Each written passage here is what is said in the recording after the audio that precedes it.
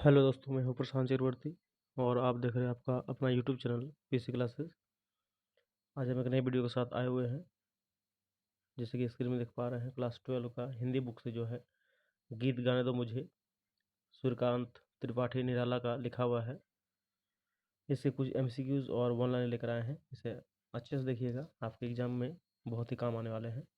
तो चलिए क्वेश्चन को हम लोग आगे बढ़ते हैं और सबसे पहले पाठ परिचय देखते हैं कि इसमें क्या कहा गया है। पाठ परिचय की बात करें तो गीत गाने दो मुझे जो कविता है, ये इसे जो इस जो लिखा लिखा है वो सूर्यकांत त्रिपाठी निराला जी ने लिखे हैं। 1898 टू 1961 ये इसका टेन्योर है, जिसमें कहा गया है कि ये जो कविता है इसमें निराला ने यानी सूर्यकांत त्रिपाठी निराला ने ऐसे समय की ओर इशारा किया है जिसमें चोट खाते खाते, संघर्ष करते करते होश वालों के होश खो गए। यानी जीवन जीना आसान नहीं रह गया है। पूरी मानवता हाहाकार कर रही है। लगता है पृथ्वी की लौ बुझ गई है। मनुष्य में जिजीविषा खत्म हो गई है। इसलिए लौ को जगाने की बात कवि कर रहे हैं। इस गीत के माध्यम से कवि जो है निराशा में आशा का संचार करना चाहता है। तो देखते हैं इससे रिलेटेड कौन कौन सा वन लाइनर और कौन सा एमसीक्यू है। चलिए बढ़ते हैं हम लोग आगे। अति लघु उत्तरीय प्रश्न में जैसे आप स्क्रीन में अपना देख पा रहे होंगे, फर्स्ट जो क्वेश्चन आपके पास दिया हुआ है कि गीत गाने दो मुझे जो कविता है ये निराला के किस काव्य संग्रह में संकलित है। तो उत्तर आप देख पा रहे हैं कि गीत गाने दो मुझे कविता जो है निराला द्वारा रचित काव्य कृति अर्चना में संकलित है। बढ़ते हैं क्वेश्चन नंबर 2 की ओर। गीत गाने दो मुझे कवि में कवि जो है निराला का स्वर किस विचारधारा की अभिव्यक्ति करता है।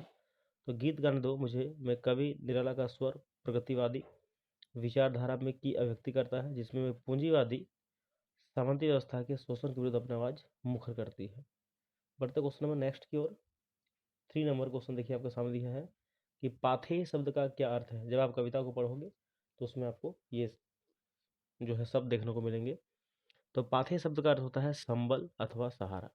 क्वेश्चन 4 की ओर बढ़ते हैं। क्वेश्चन 4 में देखिए क्या कहा है कि गीत गाने दो मुझे कविता की भाषा क्या है। तो ये जो कविता है गीत गाने दो मुझे, इसकी भाषा है तत्सम निष्ठ खड़ी बोली हिंदी है। बढ़ते हैं क्वेश्चन नंबर 5 की ओर। गीत गाने दो मुझे में अनुप्रास अलंकार का प्रयोग हुआ है। अनुप्रास अलंकार से आप क्या समझते हैं। तो वर्णों की आवृत्ति अनुप्रास अलंकार कहलाता है। इन वर्णों की आवृत्ति गीत गाने दो मुझे में गौ वर्ण की आवृत्ति से अनुप्रास अलंकार बन पड़ा है। ठीक है ना। चलिए बढ़ते हैं। अब कुछ एमसीक्यूज हैं जिन्हें भी आप अच्छे से देख लीजिए और याद कर लीजिए। प्रश्न 1 है, मुक्त छंद के प्रवर्तक कवि कौन माने गए हैं। तो इसका सही उत्तर होगा ऑप्शन नंबर ए यानी सूर्यकांत त्रिपाठी निराला जी को। क्वेश्चन 2 की ओर बढ़ते हैं। निराला द्वारा संपादित पत्रिका कौन सी है। तो इसका सही उत्तर होगा 2 का 4 नंबर यानी मतवाला, ये पत्रिका है। क्वेश्चन 3 की ओर बढ़ते हैं। क्वेश्चन 3 में देखिए क्या कहा है। क्वेश्चन 3 में कहा है कि कवि जो निराला है यानी सूर्यकांत त्रिपाठी निराला जी के बचपन का नाम क्या था। तो 3 का आंसर जो बनेगा वो ऑप्शन 3 बनेंगे यानी सूर्य कुमार। क्वेश्चन 4 में बढ़ते हैं। आ रहा है काल देखो, जो कविता को पढ़िएगा तो आपको ये लाइन्स कविताओं में देखने मिलेंगे। आ रहा है काल देखो, इस पंक्ति में काल का अभिप्राय क्या है। तो 4 का जो आंसर बनेगा वो ऑप्शन नंबर 4 ही बनेंगे यानी काल मतलब मृत्यु ही होता है, इसे भी लोग जानते हैं। और ये अंतिम है आज का सवाल क्वेश्चन नंबर 5।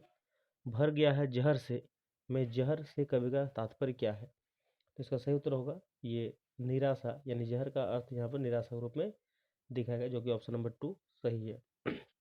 दोस्तों ये कुछ सवाल थे, इम्पोर्टेंट सवाल जिसे आपने देखा बहुत ही अच्छे से। इस सारे सवाल को आप याद कर लीजिएगा और अपने दोस्तों में ज़रूर शेयर कीजिए। अगर चैनल में नए हैं तो सब्सक्राइब कर लीजिए, ताकि हम एग्ज़ाम तक आपका वो सारे चैप्टरों का मतलब जितने भी सब्जेक्ट आपके हैं वो सारे सब्जेक्ट का चैप्टर आपकी मदद से मैं बनाने में सफल हो सकूं और आप अच्छे से सबको देखिएगा तो एग्ज़ाम में ज़रूर ही सक्सेस हो जाइएगा। मिलते हैं एक नए वीडियो के साथ कल को। आज के लिए इतना ही था, इसे आप अच्छे से कर लीजिए याद। ठीक है, चलिए।